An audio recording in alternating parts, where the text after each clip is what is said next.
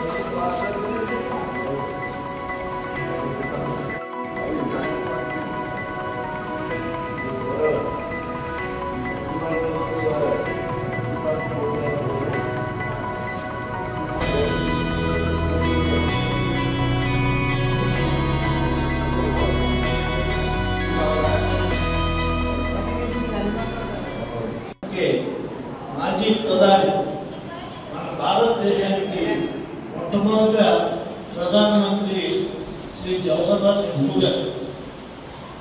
ఆ జవహర్లాల్ నెహ్రూ గారు నవంబర్ 14న ఆయన పుట్టినరోజు. మరి ఈ పుట్టినరోజుకి చిల్డ్రన్స్ డే, అలాగే గ్రంథాలయ వారోత్సవాలు, సహకార బ్యాంకులు సహకార వారోత్సవాలు, ఇలాగా మరి 14వ తారీఖు నుంచి అనేక కార్యక్రమాలు జరుగుతాయి. మరి ముఖ్యంగా ఈ గ్రంథాలయాల గురించి ఆనాడు మనకి అంత టెక్నాలజీ లేని టైంలో అందరికీ కూడా విద్య అందుబాటులో ఉండాలి,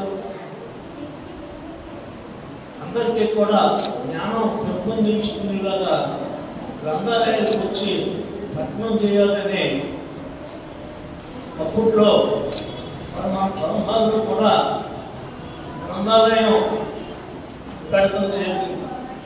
ఈ గ్రంథాలయం చాలా పురాతనమైన గ్రంథాలయం. ఈ గ్రంథాలయంలో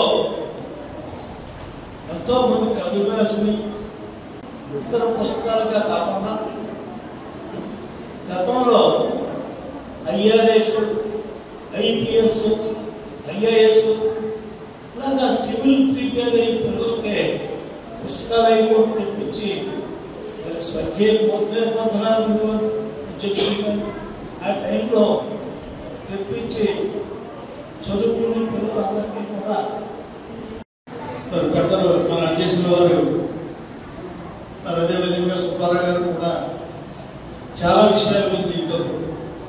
గ్రంథాలయం ఏంటి, గ్రంథాలయం వల్ల ఉపయోగం ఏంటి, చరిత్ర కాంచిన మరి పుస్తకాలన్నీ కూడా ఆ గ్రంథాలయంలో పొందుపరిచి ఉన్నాయి. ఇక్కడ ఆ పుస్తకాలు చదివి ఉన్నత స్థాయికి వెళ్ళి మరి డిఎస్పీ కానివ్వండి, ఎస్పీ కానివ్వండి, ఇక్కడికి వచ్చి ఆ పుస్తకాలు చూసి ఉన్నత స్థాయికి వెళ్ళిన వాళ్ళు కూడా చాలామంది ఈ టమనాలకు ఈ చరిత్ర మంచి చరిత్ర ఉంది. మరి అలాగే బాగా చదువుకుంటేనే మరి డ్రాయింగ్ కానివ్వండి, స్పోర్ట్స్లో రాణిస్తేనే మంచి ఉద్యోగాలు